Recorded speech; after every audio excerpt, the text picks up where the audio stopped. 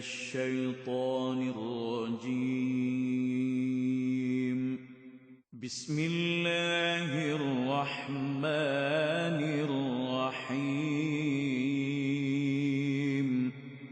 وإذ قتلتم نفسا فادارأتم فيها والله مخرج ما كنتم تكتمون فقلنا اضربوه ببعضها كذلك يحيي الله الموتى ويريكم آياته لعلكم تعقلون صدق الله العظيم. Wa id qataltum nafsan fadara'tum fiha, dan ingatlah ketika kamu membunuh seorang manusia, fadara'tum fiha, kemudian kamu tuduh menuduh kamu sendiri tentang pembunuhan itu. Wallahu mukhrijum ma kuntum taktumun, padahal Allah tetap melahirkan apa yang kamu sembunyikan. Ayat ini berhubung dengan perkara Faisal lembu itu lagi. Ayat ini juga merupakan latar belakang pada penyembelihan lembu itu. Sepatutnya jika bicara dalam ayat ini tentang kisah, maka ayat ini dulu. Ayat ini membicarakan mengapa lembu itu nak dibunuh, akan dibicarakan awal cara latar belakang, kemudian katakan kisah.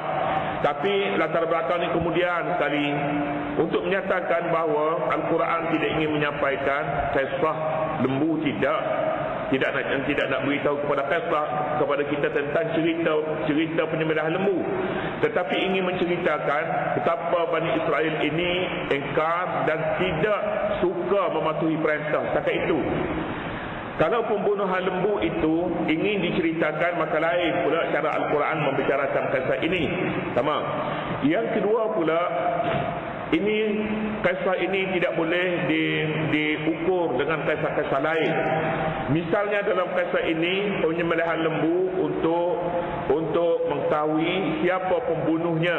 Apabila pembunuhan itu dilakukan secara sembunyi oleh Bani Israel, kemudian dibuang dalam satu kawasan yang lain untuk menyelamatkan diri pembunuh. Tidak boleh dikias, artinya jika berlaku pembunuhan yang serupa, maka cara yang serupa boleh kita lakukan nanti. Tak ada, jika berlaku pembunuhan di mana-mana, kita cari lembu macam lembu Bani Israel, kita bunuh, kemudian kita ambil juzuk daripadanya, kita pukul si mati itu, nanti dia bangun hidup. Tak boleh. Tidak begitu.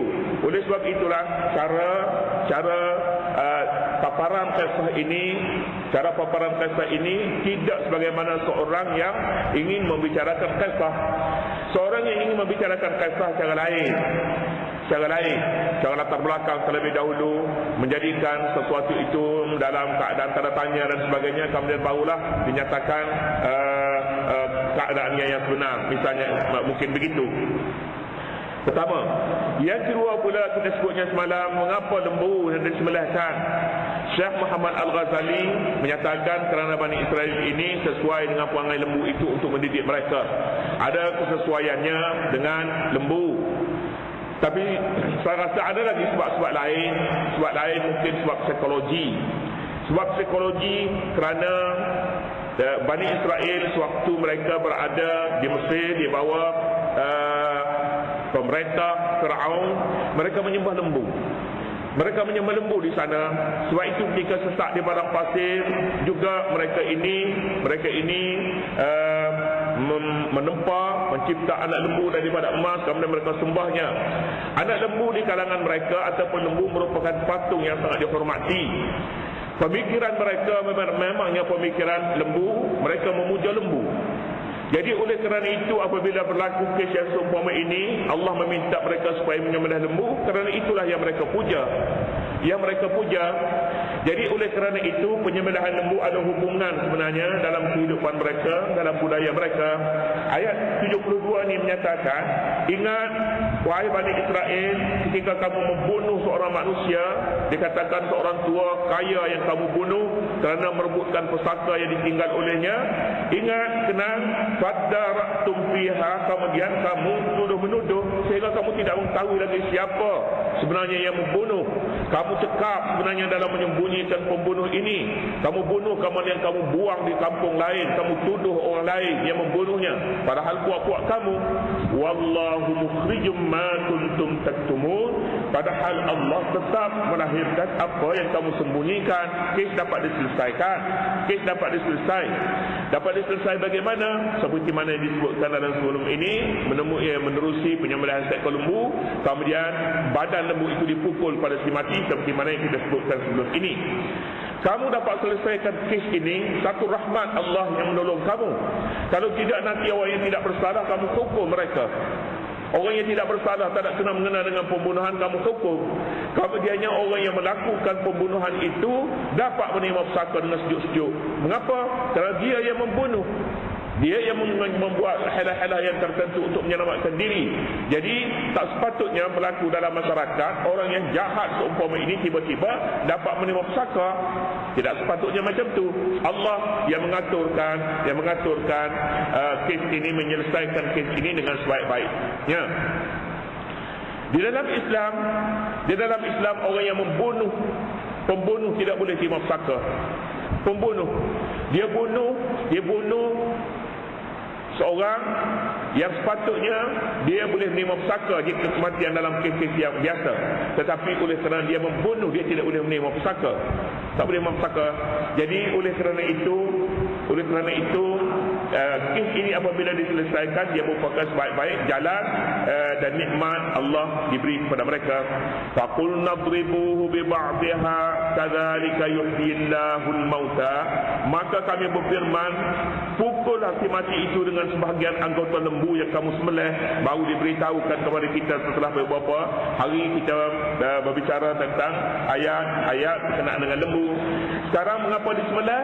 Kami kata, idribuhu, pukullah si mati itu dengan sebahagian anggota lembu yang kamu sembelih. Kadzalika yuhyillahul mauta. Mereka pun memukulnya dan ia kembali hidup. Lembu kembali hidup. Demikianlah Allah menghidupkan orang-orang yang telah mati dan memperlihatkan kepada kamu tanda-tanda kekuasaannya supaya kamu memahaminya. Ayat menyatakan kepada kita tujuan penyembelihan lembu itu bukan masalah harta. Tidak, bukan masalah supaya pihak yang menerima pesaka itu dapat menerima pesaka dan pihak yang membuat penipuan itu tidak dapat menerima pesaka jika dia membunuh. Itu bukan yang pertama. Itu mungkin sebab yang kedua. Yang pertama sekali supaya Bani Israel yakin bahawa Allah boleh menghidupkan orang yang mati. Oleh kerana itu perintah Nabi Musa jangan dipermain-mainkan lagi, kerana apa yang diperintahkan itu adalah dengan kekuasaan Allah Subhanahu wa taala yang diberi kepada Nabi Musa. Maka dengan kekuasaan itu si mati yang telah mati itu boleh jadi hidup semula dan memberitahu siapa yang membunuhnya. Ini sebahagian daripada ayat Allah. Dalam satu riwayat yang disebut oleh seorang ahli tafsir, dia kata lembu itu pengajaran di sebaliknya. Lembu yang disembelih itu kepunyaan seorang saleh yang tidak mengumpul harta kecuali daripada sumber-sumber yang halal. Payah daripada Bani Israel ini Yahudi untuk mengumpul harta yang halal saja susah. Tapi orang itu dia kumpul hartanya semuanya halal. Dia meninggal dunia tinggal isteri dan tinggal anak-anak yang ramai. Kemudiannya setelah Bani Israel mencari, sudah sekian lama mencari, jumpalah lembu itu. Lembu kepunyaan seorang Bani Israel yang mengumpulkan hartanya daripada sumber-sumber yang halal. Keluarganya tak mahu jual. Walaupun Bani Israel kata, ni dah dia lembu yang kita nak cari ni. Yang kita cari lembu janda, yang tidak terlalu tua, tidak terlalu muda. Bukan lembu janda. Lembu yang tidak terlalu tua dan tidak terlalu muda, yang tidak tapung, yang tidak digunakan untuk kerja. Inilah yang kita cari. Tuan dia kata kami tak mau jual kecuali dengan kulitnya sepenuh emas. Maknanya bayarannya, harganya seberat timbangan emas. Jadi kalau lembu ni naik 80 kilo emas lah kami mahu. Tetapi oleh kerana masalah tu masalah negara, masalah bangsa mereka terpaksa bayar. terpaksa bayar. Kenapa? Kerana maruah. Kalau mereka tak bayar, maknanya mereka bersepahat dengan pembunuh ini. Jadi bayarlah. Pengajaran yang boleh diambilnya, harta yang halal boleh membawa berkat. Harta yang halal boleh membawa berkat. Sehingga yang lembu yang harganya taklah sampai begitu, tapi keberkatannya boleh naik harga sampai seberat timbangan emas. Seberat timbangan. Mana ada lembu pernah dijual dengan harga seberat emas? Tak pernah berlaku. Inilah satu-satunya lembu yang mempunyai harga yang cukup tinggi. Kadzalika yuhyillahul mauta, demikianlah Allah menghidupkan orang mati. Demikian macam mana? Seperti yang kamu lihat itu. Seperti yang kamu lihat. Kamu lihat memang dia mati, bukan peksan saja. Tidak. Kamu lihat dia bergerak, kemudian dia bangkit, kemudian dia bangkit, hidup, beritahu orang mati, dia orang membunuh dia siapa, kemudian dia terus mati. Terus mati. Wa yuriikum ayatihi la'allakum ta'qilun, dan dia, yakni Allah memperlihatkan kepada kamu tanda-tanda kekuasaannya, tanda-tanda kekuasaan Allah. Tanda-tanda kekuasaan Allah, orang mati boleh hidup balik. Ini tidak pernah berlaku. Tapi Allah Subhanahu wa taala Maha Kuasa. Dia boleh menghidupkan orang yang sudah mati, dan bagi Allah Subhanahu wa taala tak ada satu pun yang perkara yang mustahil. Kita tak tahu pada masa-masa akan datang boleh jadi ada pulanya nanti ada kejayaan orang yang buat penyelidikan, orang yang sudah mati boleh hidup balik. Ini pada masa-masa akan datang kita tidak mengetahui. Sebab sejarahnya pernah Allah Subhanahu wa taala memberi hidup orang yang sudah mati di kalangan Bani Israel, dan banyak perkara yang sebelum ini dianggap mustahil tetapi sudah menjadi kenyataan. Kemudian terusnya tsumma qasat qulubukum min ba'di dzalika wallahu subhanahu wa ta'ala